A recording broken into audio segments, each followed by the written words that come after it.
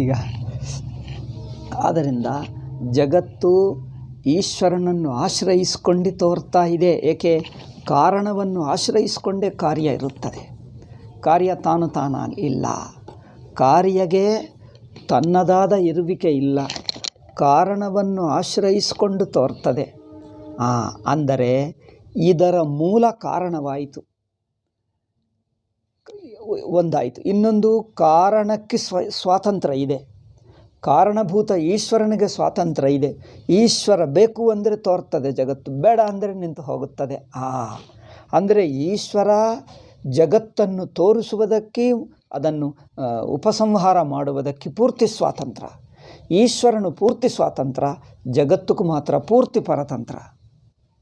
ಈಶ್ವರ ಪೂರ್ತಿ ಸ್ವಾತಂತ್ರ್ಯ, ಜಗತ್ತು ಪೂರ್ತಿ ಪರತಂತ್ರ. ಈಶ್ವರ ಹೇಳಿದ್ದರೆ ತೋರ್ಕೊಳ್ತದೆ, ಇಲ್ಲದಿದ್ದರೆ ಬಿಟ್ಟು ಹೋಗ್ತದೆ. ಈಶ್ವರ ಮಾತ್ರ ಪೂರ್ತಿ ಸ್ವತಂತ್ರ. ತಾನು ಸಂಕಲ್ಪ ಮಾಡಿದ್ದರೆ ತೋರ್ತದೆ, ಸಂಕಲ್ಪ ಬೇಡ ಅಂದರೆ, ಸಂಕಲ್ಪ ಮಾಡಿ ಬೇಡ ಜಗತ್ತು ಅಂದರೆ ನಿಂತು ಹೋಗುತ್ತದೆ. ಪೂರ್ತಿ ಈಶ್ವರ ಸಂಕಲ್ಪದಿಂದಲೇ ತೋರ್ತದೆ ಹೊರತು ತಾನು ಇಲ್ಲ. ಇಷ್ಟಾದರೂ ಒಪ್ಪಿಕೊಂಡರೆ ಮುಂದೆ ಯಾರು ಸ್ವತಂತ್ರವೋ, ಸ್ವತಂತ್ರ ಪರಮಾತ್ಮನನ್ನು ಆಶ್ರಯಿಸಿಕೊಂಡೇ ಜಗತ್ತು ತೋರ್ತದೆ. ದೃಷ್ಟಿ ಸ್ವತಂತ್ರ ಪರಮಾತ್ಮ ಕಡೆಗೆ ಇರಿ.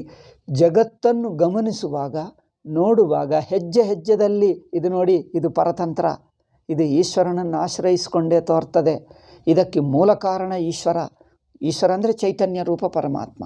ಆ ಮೂಲ ಕಾರಣ ಚೈತನ್ಯ ರೂಪ ಪರಮಾತ್ಮನೇ, ಅವನೇ ಸ್ವತಂತ್ರ, ಪೂರ್ಣ ಸ್ವತಂತ್ರ.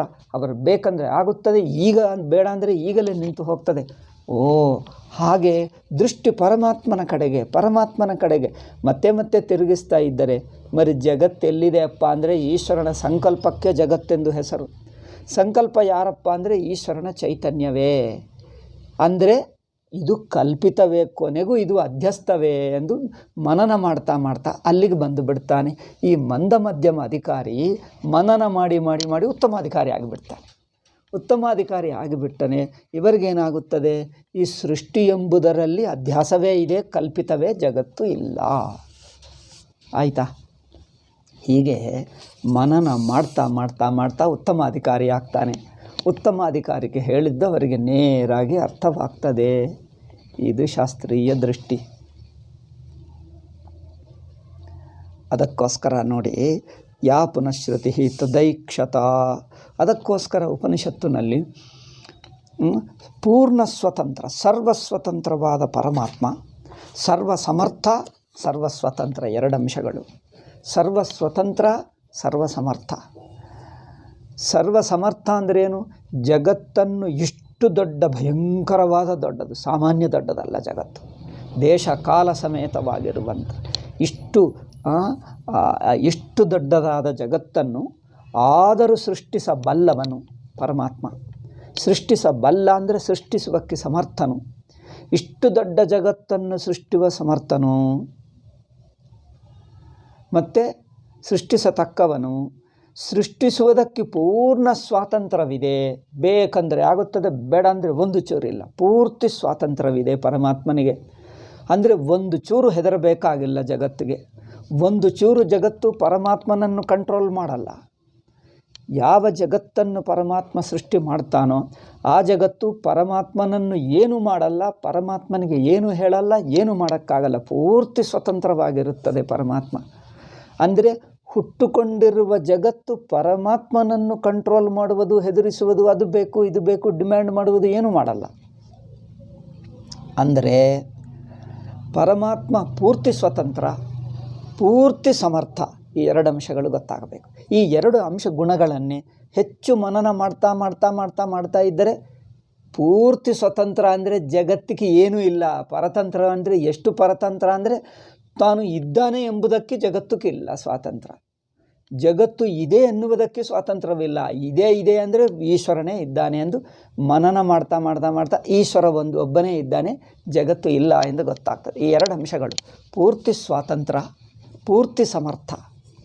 ಪೂರ್ತಿ ಸಮರ್ಥ ಅಂದರೆ ಜಗತ್ತನ್ನು ಸೃಷ್ಟಿ ಮಾಡಲಿಕ್ಕೆ ಪರಮಾತ್ಮನಿಗೆ ತನ್ನನ್ನು ಬಿಟ್ಟು ಇನ್ನೊಬ್ಬರು ಯಾರೂ ಬೇಕಾಗಿಲ್ಲ. ಅಂದರೆ ತನ್ನನ್ನು ಬಿಟ್ಟು ಇನ್ನೊಬ್ಬರು ಅಂದರೆ ಜಗತ್ತಿನ ಸಹಾಯವೂ ಬೇಕಾಗಿಲ್ಲ. ಕೆಲವೊಮ್ಮೆ ಏನು ಮಾಡ್ತೀವಿ ನೋಡಿ, ನಾವು ಉದಾಹರಣೆಗೆ ಲೌಕಿಕ ಉದಾಹರಣೆ ಹೇಳ್ತೀವಿ. ನಾವೇನೋ ವಸ್ತು ಬೇಕು ಅಂದರೆ ವಸ್ತುವನ್ನು ಸೃಷ್ಟಿ ಮಾಡಿದ್ದರೆ ಸೃಷ್ಟಿ ಮಾಡುವುದಾದರೂ ನಮಗೆ ಬೇಕಾಗುತ್ತದೆ ಅಲ್ಲವೇ? ಒಂದು ವಸ್ತು ತಯಾರು ಮಾಡ್ಕೊಳ್ತೀವಿ ಅಂದರೆ ಕುರ್ಚಿ ಮಾಡ್ಕೊಳ್ತೀವಿ ಅಂದರೆ ಕುರ್ಚಿ ಬೇಕಾಗಿರುವುದರಿಂದ ನಾವು ಮಾಡ್ತೀವಿ. ಅಂದರೆ ಮಾಡುವವನಿಗೆ ಆ ವಸ್ತು ಬೇಕಾಗಿರುವುದು ಒಂದು ಪರಾಧೀನತೆ ಮಾಡ್ತದೆ ಅವರಿಗೆ ಅಲ್ಲವೇ? ಒಂದು ವಸ್ತು ನನಗೆ ಬೇಕು ಎಂದು ಅಂಗಡಿಯಿಂದ ಕೊಂಡುಕೊಂಡರೆ ಅಥವಾ ಏನೋ ಅಡಿಗೆ ಮಾಡಿಕೊಂಡರೆ ನಾನೇ ಮಾಡ್ತೀನಿ ಅಡಿಗೆ, ಪೂರ್ತಿ ಸ್ವತಂತ್ರ, ಎಲ್ಲ ನಾನು ಬೇಕಂದರೆ ಮಾಡ್ತೀನಿ ಇಲ್ದಿಲ್ಲ. ಆದರೆ ಮಾಡಬೇಕಾಗಿರುವ ಅವಶ್ಯಕತೆ ಇದೆಯಲ್ಲ, ಅಷ್ಟಾದರೂ ನಾನು ಪರಾಧೀನವಾಗಿದೆ, ಇದು ಮಾಡಬೇಕಾಗಿದೆ, ಮಾಡಿದ ನಂತರ ನಾನು ಬಳಸ್ಕೊಳ್ತೀನಿ, ನಾನೇ ಬಳಸ್ಕೊಳ್ತೀನಿ. ಆದರೆ ಮಾಡಿದ ನಂತರ ಅದನ್ನು ಬಳಸಿಕೊಳ್ಳುವ ಅಪೇಕ್ಷೆ ಇದೆ, ಅವಶ್ಯಕತೆ ಇದೆ, ಅದರಿಂದ ನಾನು ಅಷ್ಟು ಮಾತ್ರ ಪರಾಧೀನವಾಗಿದೆ ಅಲ್ಲವೇ? ನಾನು ಲೌಕಿಕ ಜೀವ. ಆದರೆ ಪರಮಾತ್ಮ ಸೃಷ್ಟಿ ಮಾಡುತ್ತಿದ್ದರೂ ಮಾಡಬೇಕಾಗಿರುವ ಅವಶ್ಯಕತೆಯೂ ಅವರಿಗಿಲ್ಲ. ಮಾಡಿದ ನಂತರ ಏನು ಮಾಡ್ಕೊಳ್ತಾನೆ? ಮಾಡಿದ ನಂತರನೂ ಅವರಿಗೆ ಬೇಕಾಗಿಲ್ಲ. ಅದು ನೋಡಿ, ಪರಮಾತ್ಮ ಸಾಮಾನ್ಯವಾಗಿ ಸೃಷ್ಟಿ ಮಾಡಿದ್ದರೆ ಏಕೆ? ಅವ್ರಿಗೆ ಬೇಕಾಗಿದೆ ಮಾಡಿಕೊಂಡ ಅಂದರೆ ಪರಾಧೀನವಾಗಿದ್ದ ಈಶ್ವರ ಪರಾಧೀನವಾಗಿ ಬಿಟ್ಟನ. ಏಕೆ? ಮಾಡಿದ್ದರೆ ಚೆನ್ನಾಗುತ್ತಿತ್ತೆ, ಅವ್ರಿಗೇನೋ ಇಂಟ್ರೆಸ್ಟ್ ಅಂದೆ, ಜಗತ್ತು ಮಾಡಿಕೊಂಡರೆ ನೋಡಿದ್ದರೆ ಅವರಿಗೆ ಆನಂದ. ಮಾಡದಿದ್ದರೆ ಏನಾಗುತ್ತಿತ್ತು? ಮಾಡದಿದ್ದರೆ ಏನಾಗಲ್ಲ, ಆದರೆ ಏನೋ ಒಂದು ಸ್ವಲ್ಪ ಮಾಡಿದ್ದರೆ ಚೆನ್ನಾಗ್ತದೆ ಅಂದರೆ ಏನು? ಮಾಡಿದ್ದರೆ ಒಂದೇನೋ ಸುಖ ಉಂಟಾಗುತ್ತದೆ, ಏನೋ ಎಕ್ಸ್ಟ್ರಾ ಆನಂದ ಬರುತ್ತದೆ. ಅಂದರೆ ಅಷ್ಟು ಸುಖವಾದರೂ ಬೇಕಾಯ್ತಲ್ಲ, ಅಷ್ಟು ಸುಖವಾದರೂ ಈಶ್ವರನಿಗೆ ಬೇಕಾಯ್ತಲ್ಲ. ಅದರಿಂದ ಏನಾಗ್ತದೆ? ಹಾಗೆಂದು ತಿಳ್ಕೊಂಡು ಬಿಟ್ಟರೆ ಈಶ್ವರನಿಗೆ ಒಂದು ಚೂರು ಪರಾಧೀನವಾಗುತ್ತದೆ. ಈಶ್ವರ ಸರ್ವ ಸ್ವತಂತ್ರ ಆ್ಯಂಡ್ ಸರ್ವ ಸಮರ್ಥ. ಈ ಎರಡು ಅಂಶಗಳು ಚೆನ್ನಾಗಿ ಮನನ ಮಾಡಿಕೊಂಡು ನೀವು ಎಷ್ಟು ಸೃಷ್ಟಿ ಹೇಳಿದ್ದರೂ ಅಡ್ಡಿ ಆಗಲ್ಲ. ಮನನ ಮಾಡ್ತಾ ಮಾಡ್ತಾ ಮಾಡ್ತಾ ಮಾಡ್ತಾ ಜಗತ್ತು ಹೋಗೇ ಬಿಡ್ತದೆ. ಈ ಎರಡು ಪೂರ್ಣ ಸ್ವತಂತ್ರ, ಪೂರ್ಣ ಸಮರ್ಥ. ಇದು ಚೆನ್ನಾಗಿ ಬರೆದು ಇಟ್ಕೊಂಡು ನೆನಪಿಟ್ಕೊಂಡು, ಇದು ಪೂರ್ಣ ಸ್ವತಂತ್ರ ಈಶ್ವರ, ಪೂರ್ಣ ಸಮರ್ಥ ಈಶ್ವರ, ಪೂರ್ಣ ಸ್ವತಂತ್ರ,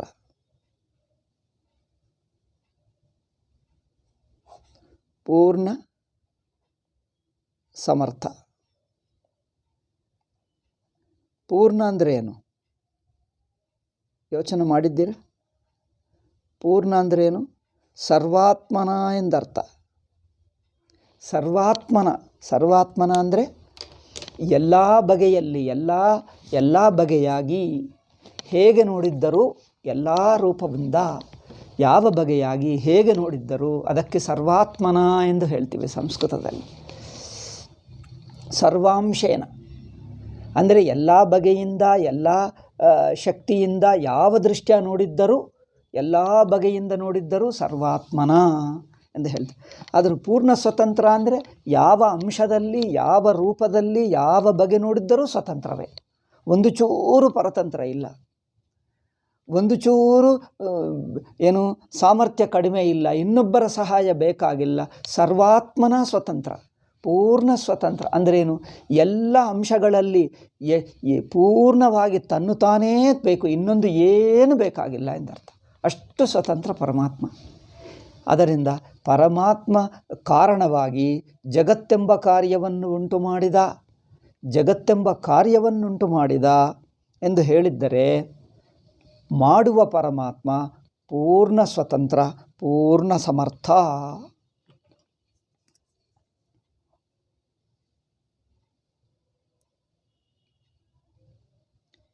ಈ ಪೂರ್ಣ ಸ್ವತಂತ್ರ ಈ ಎರಡು ಗುಣಗಳೇ ನಾವು ಹೇಳಿರುವ ಕಾರ್ಯ. ಜಗತ್ತು ಕಾರ್ಯ ಹುಟ್ಟಿತು ಎಂಬುದರಲ್ಲಿ ಏನಾದರೂ ತಪ್ಪುಗಳಿದ್ದರೆ, ದೋಷಗಳಿದ್ದರೆ ಆ ದೋಷಗಳನ್ನೆಲ್ಲ ಸರಿ ಮಾಡಿಬಿಡ್ತದೆ. ಅಂದರೆ ನಮ್ಮ ತಪ್ಪು ಬುದ್ಧಿಯನ್ನೆಲ್ಲ ಸರಿ ಮಾಡಿಬಿಡ್ತದೆ. ಅದಕ್ಕೋಸ್ಕರ ಭಾಷ್ಯಕಾರರು ಹೇಳ್ತಾರೆ, ಮಂದ ಮಧ್ಯಮ ಅಧಿಕಾರಿಗೋಸ್ಕರ ಸೃಷ್ಟಿ ಹೇಳಿದೆ. ಅಂದರೆ ಈ ಕಾರ್ಯ, ಜಗತ್ತೆಂಬ ಕಾರ್ಯ ಹುಟ್ಟಿದೆ ಎಂದು ಹೇಳಿದ್ದರೂ ಪರವಾಗಿಲ್ಲ. ಒಂದು ಚೂರು ತಪ್ಪಿದೆ ಇದರಲ್ಲಿ, ಬಟ್ ಆ ತಪ್ಪಿದ್ದರೂ ಪರವಾಗಿಲ್ಲ, ಆ ತಪ್ಪು ಮುಂದೆ ಸರಿಯಾಗಿ ಬಿಡ್ತದೆ, ಅವರು ಮನನ ಮಾಡುತ್ತಾ ಇರಲಿ ಎಂದು ಹಿಂದಿನ ಪಾಠದಲ್ಲಿ ಹೇಳಿದ್ದೀವಲ್ಲ. ಅದನ್ನೇ ಇಲ್ಲಿ ಹೇಳ್ತಾ ಇದ್ದಾರೆ. ಅವರಿಗೆ ಸಮ್ಯಜ್ಞಾನವಾಗಿ ಬಿಟ್ಟರೆ, ಮನನ ಮಾಡ್ತಾ ಮಾಡ್ತಾ ಇದ್ದರೆ ಅದು ಹೋಗುತ್ತದೆ. ಹೇಗೆ ಹೋಗುತ್ತದೆ ಅಂದರೆ ಇವತ್ತು ಹೇಳಿದ್ದೀನಿ. ಮೊದಲು ಸೃಷ್ಟಿನಿ ಒಪ್ಪುಕೊಂಡರೂ ಲೌಕಿಕರ ದೃಷ್ಟಿಯನ್ನು ಒಪ್ಪುತ್ತಾ ಇಲ್ಲ. ಏನು ಲೌಕಿಕರ ದೃಷ್ಟಿ ಏನು? ಜಗತ್ತೆಂಬುದು ತಾನೇ ತಾನಾಗಿದೆ ಎಂದು ಜಗತ್ತು ಸ್ವತಃಸಿದ್ಧತ ನಷ್ಟವಾಗಿ ಬಿಡುತ್ತದೆ, ಅಪವಾದವಾಗುತ್ತದೆ.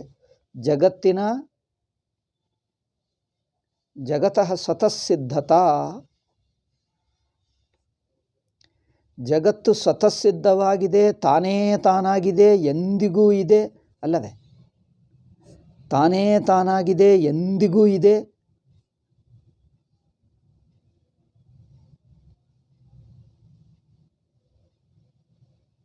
ಇವೆಲ್ಲ ಅಪವಾದವಾಗುತ್ತವೆ ಒಂದು ಅಲ್ಲವೇ?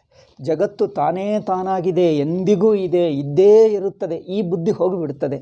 ಸೃಷ್ಟಿ ಆಯಿತು ಅಂದರೆ ಸಾಕು, ತಾನಾಗಿ. ಅದನ್ನೆಲ್ಲ ವಿಸ್ತಾರವಾಗಿ ಹೇಳಿದ್ದೀನಲ್ಲ.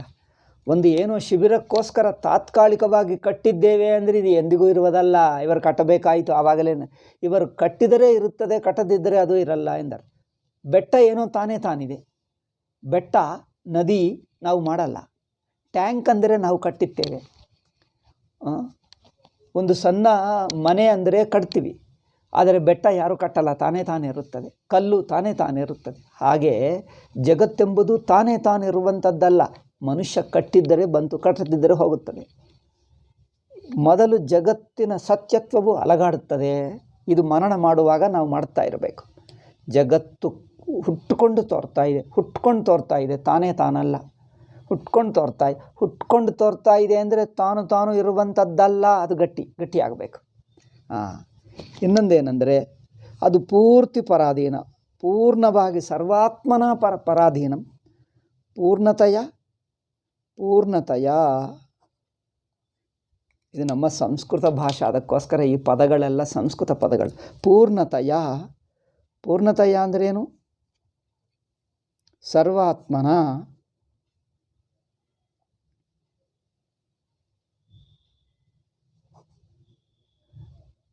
ಆತ್ಮ ಅಂದರೆ ಅಂಶ, ಸರ್ವಾಂಶೇನ, ಎಲ್ಲ ಬಗೆಯಿಂದ, ಎಲ್ಲ ಅಂಶದಲ್ಲಿ. ಅಂದರೆ ಹೇಗೆ ನೋಡಿದ್ದರೂ, ಯಾವ ಅಂಶ ನೋಡಿಕೊಂಡರೂ ಸ್ವಲ್ಪ ಅಂಶ ಸ್ವಲ್ಪ ಬಿಟ್ಟು ಅಲ್ಲ, ಎಲ್ಲ ಅಂಶಗಳಲ್ಲಿ ಎಲ್ಲ ಬಗೆಯಿಂದಲೂ ಎಲ್ಲ ವಿಧವಾಗಿ ಎಂದರ್ಥ. ಪೂರ್ಣತೆಯ ಅಂದರೆ ಸರ್ವಾತ್ಮನ ಪರತಂತ್ರ. ಜಗತ್ತು ಸರ್ವಾತ್ಮನ ಪರತಂತ್ರ, ತಾನು ಒಂದು ಚೂರೂ ಇಲ್ಲ, ಪರತಂತ್ರ. ಇನ್ನೊಂದೇನೆಂದರೆ ಜಗತ್ತು ತನಗೋಸ್ಕರ ತಾನಿಲ್ಲ, ಪೂರ್ತಿ ತನಗೋಸ್ಕರ ತಾನಿಲ್ಲ. ಪೂರ್ತಿ ಪರಮಾತ್ಮ ಮಾಡಿದ್ದರೆ ಇರುತ್ತದೆ, ಇಲ್ಲದಿದ್ದರೆ ಏನೂ ಇಲ್ಲ. ಪೂರ್ಣ ಪರತಂತ್ರ ಒಂದು.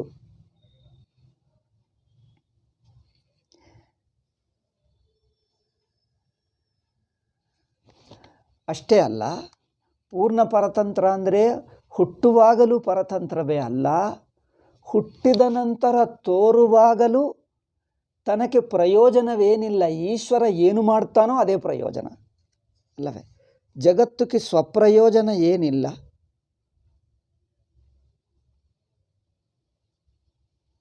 ಜಗತ್ತುಕ್ಕೆ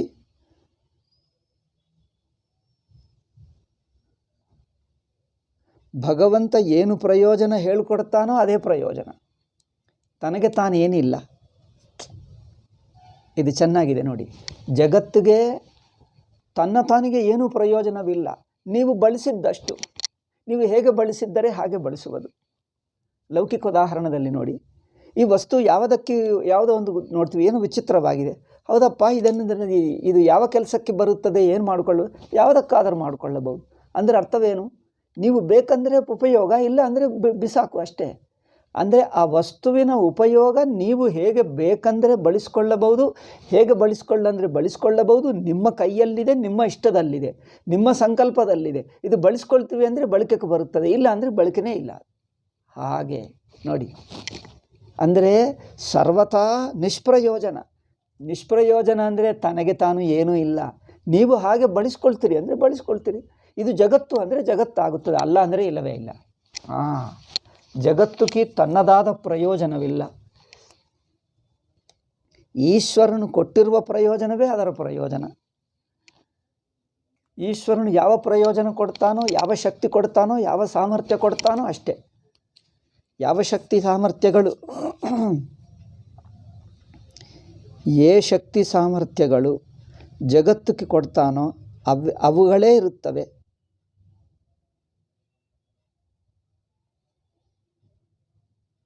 ಈಶ್ವರನು ಕೊಟ್ಟಿರುವ ఈశ్వరుడు ఇచ్చిన శక్తి సామర్థ్యాలే ప్రయోజనాలే దానికి ఉంటాయి. తనకు తాను ఏమీ ఉండదు. ಅಂದರೆ ತನಗೆ ತಾನು ಏನೂ ಇಲ್ಲ, ಈಶ್ವರನು ಎಷ್ಟು ಕೊಡ್ತಾನೋ ಅಷ್ಟೇ.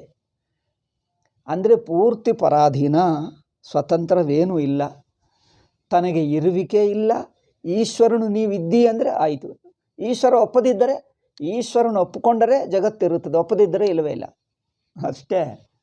ಅದೇನಪ್ಪ ಅಂದರೆ ನೀವು ಮಾಡಿದ್ದರೆ ಇರುತ್ತದೆ, ನೀವು ಮಾಡಲಿಲ್ಲ ಅಂದರೆ ಇರಲ್ಲ. ಪೂರ್ತಿ ಈಶ್ವರ ಪರಾಧೀನವಾಗುವುದರಿಂದ ಈಶ್ವರ ಮಾಡಿದ ಅಂದರೆ ಆಯಿತು ಅಲ್ಲವೇ. ಇದು ಪೆನ್ ಅಂತ ಅಂದ್ಕೊಳ್ಳೋಣ. ಕೈಯಿಂದ ಆಟ ಆಡ್ತಾರಲ್ಲ ಜನರು, ಹೀಗೆ ಹೀಗೆ ಮಾಡಿ ಏನೋ ತೋರಿಸ್ತಾರೆ. ಇದೇನು ಏನು ಹೇಳ್ತಾರಪ್ಪ, ರ್ಯಾಬಿಟ್ಗೇನು ಹೇಳ್ತಾರೆ. ಇದನ್ನು ಹೀಗೆ ಮಾಡಿದರೆ ರ್ಯಾಬಿಟ್ ಎಂದು ಹೇಳ್ತಾರೆ. ಆಯಿತು, ರ್ಯಾಬಿಟ್ ಆಗುತ್ತೆ. ಅಲ್ಲ ಅಂದರೆ ಅಲ್ಲ, ಹೀಗೆ ಮಾಡಿದರೆ ಆಗುತ್ತದೆ, ಬಿಟ್ಟುಬಿಟ್ರೆ ಇಲ್ಲ. ಅಂದರೆ ನೀವು ಏನು ಮಾಡಿದ್ದರೆ ನಾನು ಆಗ್ತೀನಿ, ನೀವು ಏನು ಮಾಡಿದ್ದರೆ ನಾನು ಅದೇ ಆಗ್ತೀನಿ, ನೀವು ಮಾಡದಿದ್ದರೆ ನಾನು ಆಗಲ್ಲ. ಅಂದರೆ ಪೂರ್ತಿ ಮಾಡುವವನ ಕೈಯಲ್ಲಿದ್ದೇನೆ. ಮಾಡುವವನು ಏನು ಮಾಡಿದರೆ ಅದಾಗುತ್ತದೆ. ನಾಟಕದಲ್ಲಿ ನೋಡಿ, ನರ್ತಕಿ ಯಾವ ಭಂಗಿ ತೋರಿಸಿದ್ದರೆ ಆ ಭಂಗಿ ತೋರ್ತದೆ. ನರ್ತಕಿ ಕೈ ಆಡಿಸಲ್ಲ ಅಂದರೆ ಯಾವುದು ತೋರಲ್ಲ. ಅಂದರೆ ತೋರುವುದೆಲ್ಲ ನರ್ತಕಿಯನ್ನು ಆಶ್ರಯಿಸಿಕೊಂಡೇ ಹುಟ್ಟಿದೆ. ಮೊದಲು ಸ್ವತಂತ್ರವಲ್ಲ. ಯಾರು ಹುಟ್ಟಿಸ್ತಾ ಇದ್ದಾರೋ, ಯಾರು ಕಾರಣಭೂತ ಈಶ್ವರನ ಪೂರ್ತಿ ಕೈಯಲ್ಲೇ ಇರುತ್ತದೆ. ಅವರಿಷ್ಟದಲ್ಲೇ, ಅವರ ಸಂಕಲ್ಪದಲ್ಲೇ, ಅವರು ಏನಂದರೆ ಅದಾಗುತ್ತದೆ, ಅವರು ಬೇಡ ಅಂದರೆ ಆಗಲ್ಲ. ಆದ್ದರಿಂದ ಈಶ್ವರನ ಕೈಯಿಂದಲೇ ಜಗತ್ತು ಹುಟ್ಟಿ ತೋರ್ತದೆ. ತೋರುವಾಗಲೂ ಈಶ್ವರ ತೋರು ಅಂದರೆ ತೋರ್ತದೆ, ಬೇಡ ಅಂದರೆ ಅದು ಇಲ್ಲ, ಅಷ್ಟೇ. ಅಂದರೆ ಪೂರ್ತಿ ಪರತಂತ್ರ, ಸರ್ವಾತ್ಮನ ಪರತಂತ್ರ. ಈಗ ಈಶ್ವರನು ಪೂರ್ಣವಾಗಿ ಸ್ವತಂತ್ರ, ಪೂರ್ಣವಾಗಿ ಸಮರ್ಥ. ತನ್ನನ್ನು ಬಿಟ್ಟು ಇನ್ನೊಂದಿಲ್ಲ, ತನಗೆ ಯಾವುದೂ ಬೇಕಾಗಿಲ್ಲ, ಜಗತ್ತು ಸೃಷ್ಟಿ ಮಾಡುವುದೂ ಬೇಕಾಗಿಲ್ಲ ತನಗೆ. ಅಬ್ಬಾ, ಈಶ್ವರನ ದೊಡ್ಡತನ ನೋಡಿ. ಜಗತ್ತು ಸೃಷ್ಟಿ ಮಾಡುವುದು ಬೇಕಾಗಿಲ್ಲ. ಬರೀ ಸೃಷ್ಟಿ ಮಾಡಿದ್ದನಲ್ಲ, ಮಾಡಿದ್ದರೆ ಏನೋ ಸ್ವಲ್ಪ ಅದರ ಆಸೆ ಇರಬಹುದು, ಒಂದು ಚೂರು ಇಲ್ಲ. ಈಶ್ವರನ ಸಮರ್ಥತೆ ನೋಡು.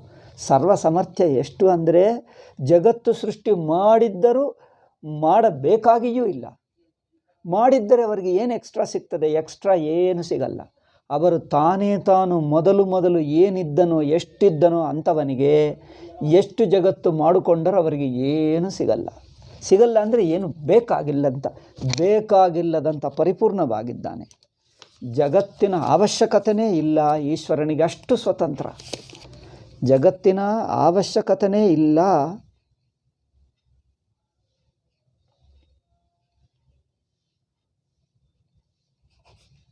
ಕೆಲವೊಮ್ಮೆ ಏನಾಗ್ತದೆ ನೋಡಿ, ಮೊದಲ ಅವಶ್ಯಕತೆ ಇಲ್ಲ. ಲೌಕಿಕ ಉದಾಹರಣೆ ಹೇಳ್ತಾ ಇದ್ದೀನಿ.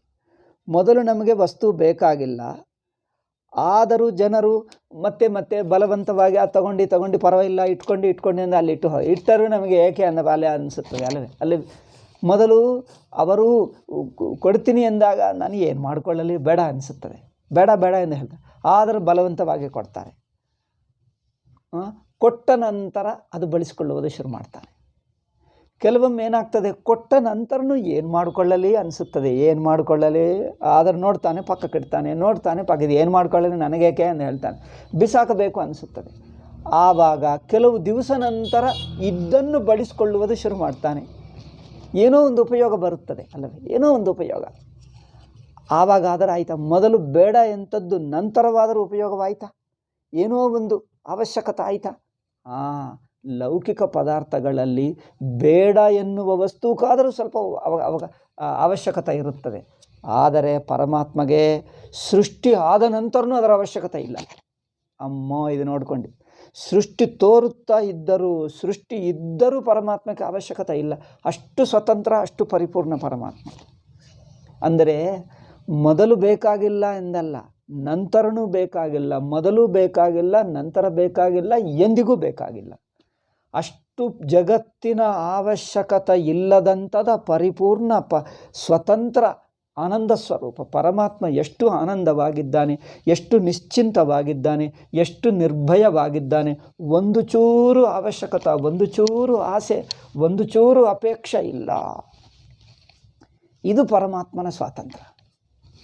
ಪರಮಾತ್ಮ ಅಷ್ಟು ಸ್ವತಂತ್ರ, ಅಷ್ಟು ಪರಿಪೂರ್ಣ.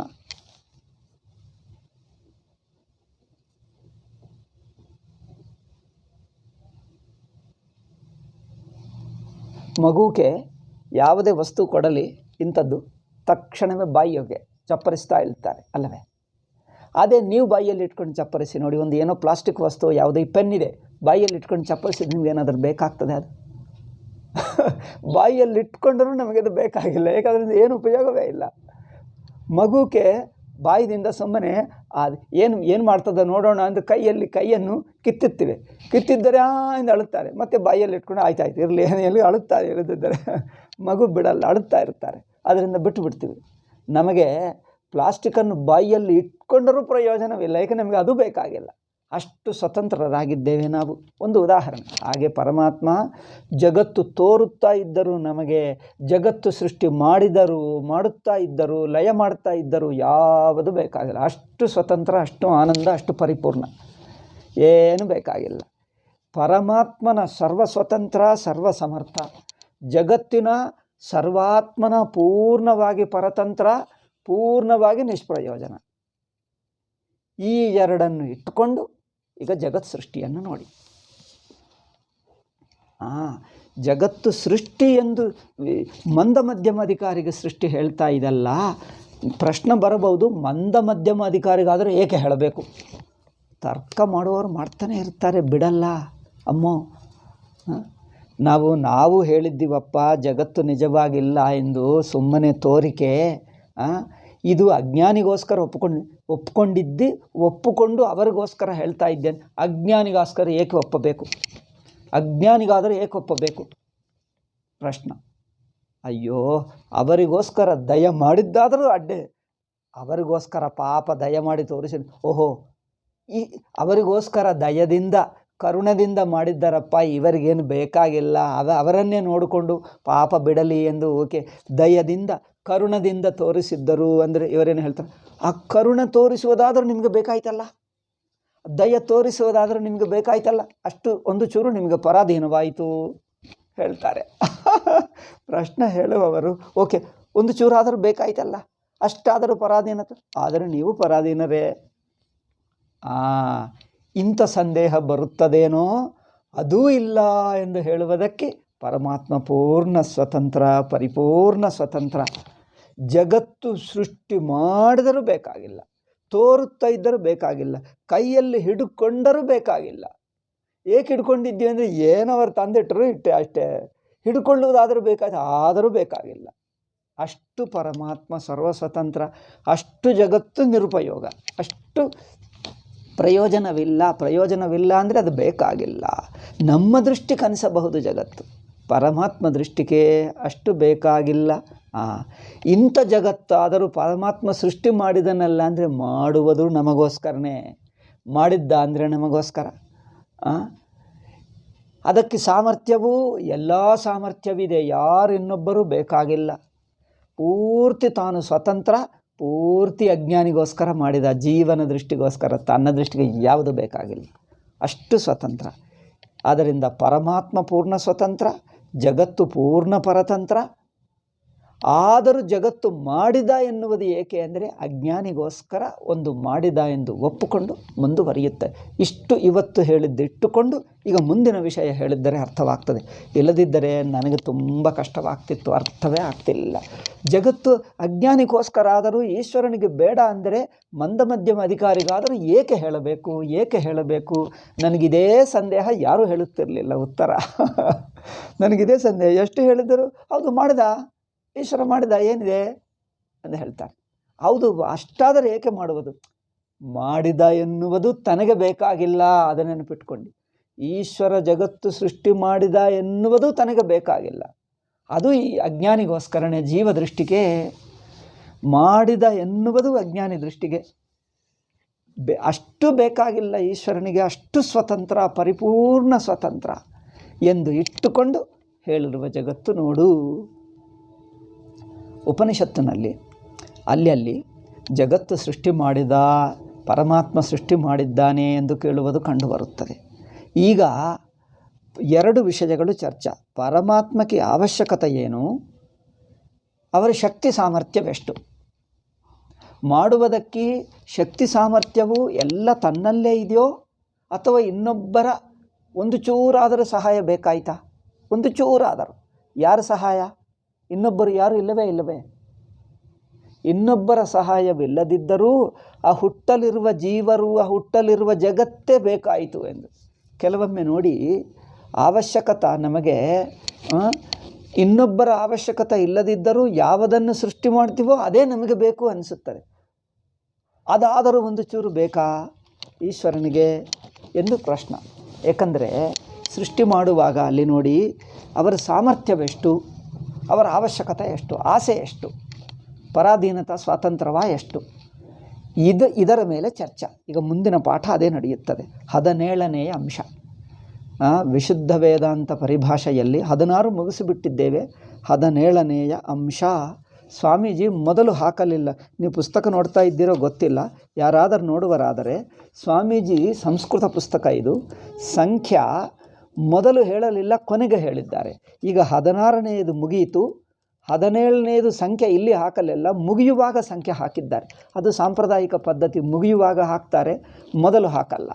ನಾನು ಮೊದಲೇ ಹೇಳಿಬಿಡ್ತಾ ಇದ್ದೇನೆ, 16ನೇದು ಮುಗಿಯಿತು, 17ನೇಯ ಪ್ಯಾಸೇಜ್ ಖಂಡ, 17ನೇಯ ಖಂಡ ಶುರುವಾಗ್ತಾ ಇದೆ. ಇದರಲ್ಲೇನೆಂದರೆ ಉಪನಿಷತ್ತು ಏನು ಹೇಳ್ತದಂದರೆ, ತದೈಕ್ಷತ ಯಾ ಪುನಃಶ್ರುತಿ ತದೈಕ್ಷತ ಬಹುಸ್ಯಾಂ ಪ್ರಜಾ ಯೇಯೇತಿ ಸ ಈಕ್ಷತ ಇಮಾನ್ ಲೋಕಾನ್ ಸೃಜಾಯಿತಿ ಇತ್ಯೇವಂ ಪರಮಾತ್ಮನಃ ಸೃಷ್ಟಿ ವಿಷಯಕ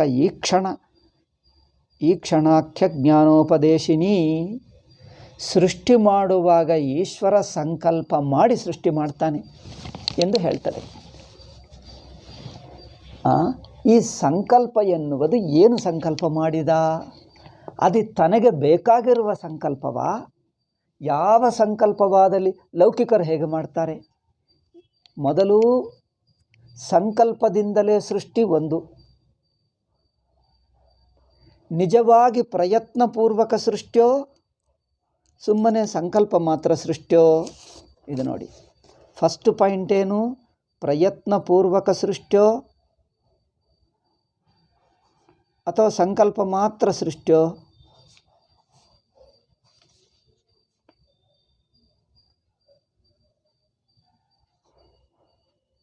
ಸಂಕಲ್ಪ ಮಾತ್ರೇಣ ಸೃಷ್ಟಿ. ಇದಕ್ಕೆ ವ್ಯತ್ಯಾಸ ನೋಡಿ. ಇದು ಒಂದೊಂದು ಪಾಯಿಂಟ್ ಇದು ಅರ್ಥ ಮಾಡಿಕೊಳ್ಳಬೇಕು. ಇದೆಲ್ಲ ಪ್ರಕ್ರಿಯೆ.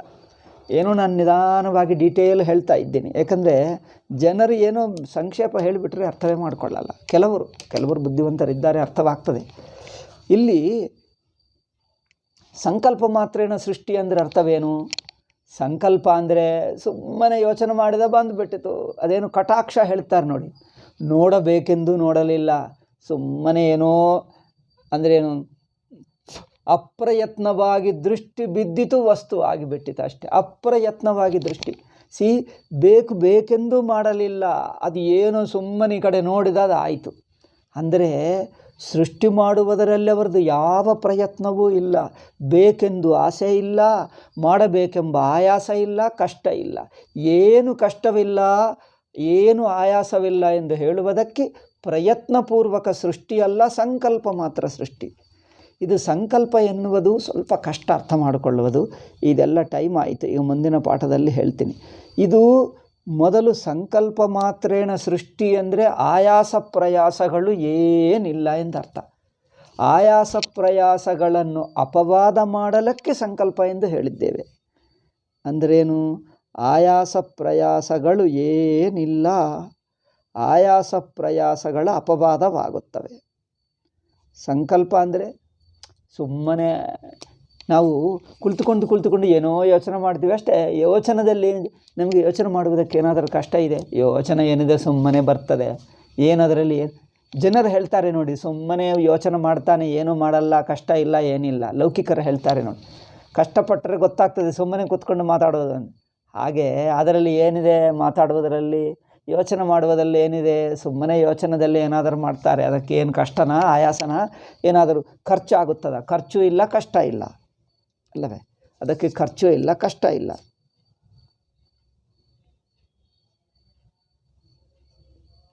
ಅಂದರೆ ಪರಮಾತ್ಮಕ್ಕೆ ಸಂಕಲ್ಪ ಮಾತ್ರೇಣ ಅಂದರೆ ಏನು ಖರ್ಚು ಇಲ್ಲ, ಏನು ಕಷ್ಟವಿಲ್ಲ, ಸುಮ್ಮನೆ ಹಾಗೆ ತೋರಿತು. ಪರಮಾತ್ಮ ಎಷ್ಟು ಸ್ವತಂತ್ರ, ಎಷ್ಟು ಸರ್ವ ಸಮರ್ಥ ಅಂದರೆ ಮಾಡುವುದರೆಲ್ಲವರಿಗೆ ಏನೂ ಆಯಾಸವಿಲ್ಲ, ಸುಮ್ಮನೆ ತೋರ್ತದೆ.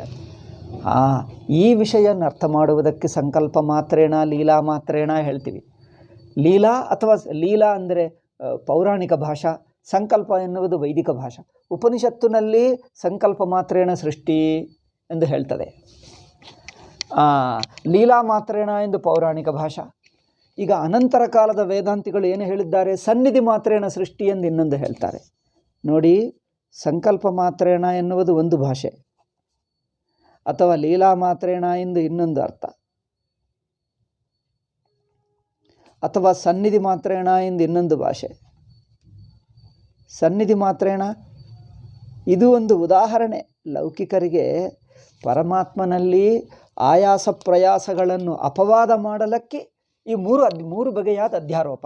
ಸಂಕಲ್ಪ ಮಾತ್ರೇಣ ಸೃಷ್ಟಿ ಒಂದು ಅಧ್ಯಾರೋಪ. ಅದೇ ಅಧ್ಯಾರೋಪವನ್ನು ಇನ್ನೊಂದು ಬಗೆಯಾಗಿ ಲೀಲಾ ಮಾತ್ರ ಸೃಷ್ಟಿ, ಇದು ಅಧ್ಯಾರೋಪವೇ. ಸನ್ನಿಧಿ ಮಾತ್ರೇಣ ಸೃಷ್ಟಿ, ಇದು ಅಧ್ಯಾರೋಪವೇ. ಅಪವಾದವೇನು? ಯಾವ ಆಯಾಸ ಪ್ರಯಾಸಗಳು ಕಷ್ಟಗಳೇ ಇಲ್ಲ ಎನ್ನುವುದು ಅಪವಾದ. ಏಕೆ? ಯಾವ ಆಯಾಸವನ್ನು ಅಪವಾದ ಮಾಡ್ತಾರೆ? ಯಾವ ಆಯಾಸವಿಲ್ಲ ಎಂದು ಹೇಳುವುದಕ್ಕೆ, ಯಾವ ಆಯಾಸವಿಲ್ಲ ಎಂದು ಹೇಳುವುದಕ್ಕೆ ಏನು ಶಾಸ್ತ್ರ ಬಳಸ್ತದೆ? 3 ಪದ್ಧತಿಗಳು. ಒಂದು ವೈದಿಕ ಪದ್ಧತಿ ಸಂಕಲ್ಪ ಮಾತ್ರೇಣ ಹೇಳ್ತದೆ. ಪೌರಾಣಿಕರು ಏನು ಹೇಳ್ತಾರೆ? ಲೀಲಾ ಮಾತ್ರೇಣ ಎಂದು ಹೇಳ್ತಾರೆ. ಈಗ ಭಾಷ್ಯಕಾರರು, ಟೀಕಾಕಾರರು ಏನು ಹೇಳ್ತಾರೆ?